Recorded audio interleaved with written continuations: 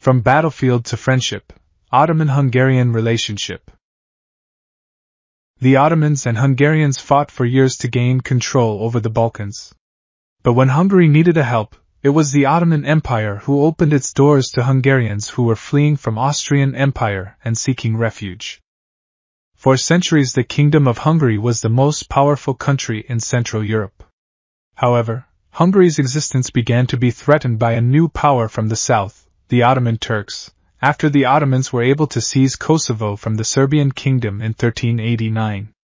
Feeling threatened, Emperor Sigismund enthusiastically responded to Pope Boniface IX's call to launch a crusade against the Ottoman Turks with large troops from several European Christian countries.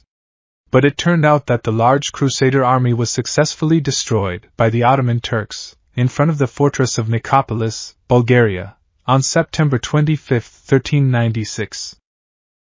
After the Nicopolis Crusade, fierce competition began between the Ottoman Turks and Hungarians to become rulers of the Balkans. Both beat each other. However, the Battle of Varna in eastern Bulgaria in 1444 was a historical milestone. Ottoman Turkish troops led by Sultan Murad II succeeded in destroying Hungarian troops, assisted by several other countries and European Crusader knights, on the orders of Pope Eugene IV, near the city of Varna. Hungary's fate worsened after 4 years later, 1448 AD, the European Crusader troops they led were again defeated by the Ottoman Turks, in the Second Battle of Kosovo in Kosovo-Polj. This bad luck continued during the era of Sultan Mehmet II, Muhammad Al-Fateh, and Bayezid II. And finally the Kingdom of Hungary remained history, after being defeated by the troops of Sultan Suleiman the Magnificent in the Battle of Mohacs in 1526. After the Battle of Mohacs, part of Hungary was controlled by the Ottoman Turks, and part by the Austrian Empire. These two empires then for 2 centuries competed to become king in the Balkans. However, what is interesting is that when the Hungarian people felt oppressed in territory controlled by Austria, they actually asked for help from the Ottoman Turkish rulers. It is because they saw how different the Muslim Ottoman government treated Hungarian citizens living in the territory they controlled, compared to the treatment they received from Catholic Austria. Hungarian historian Kaldi Nagy, who researched Ottoman rule in Hungary, noted that the Ottoman Turks poured more money to develop Hungary than the amount of taxes they received from Hungarian citizens. The Ottoman Turks then gave the area of central Hungary to be ruled by Emmerich Thököly de Keszmark, the leader of Hungarian Protestants. He later became known as the King of Central Hungary. This King of Central Hungary then led a campaign to invade Austria in 1683 for Hungarian independence from Austria. However, the mission failed. Between 1715 and 1718, the Ottoman Turks also aided the Hungarian leader Francis II Rákóczi when they were at war with Austria. However, Hungary lost again, and Francis II Rákóczi took refuge in Ottoman territory.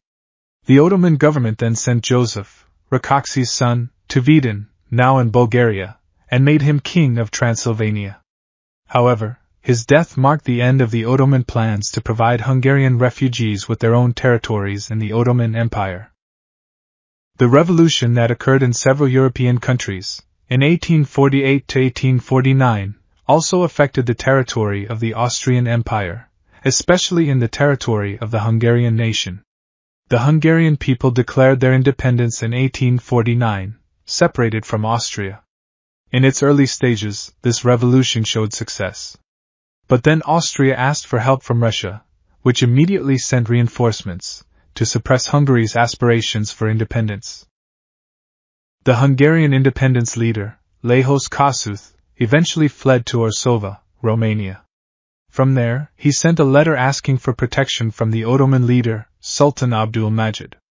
The Sultan accepted the request and granted asylum to Lajos Kossuth and his family members.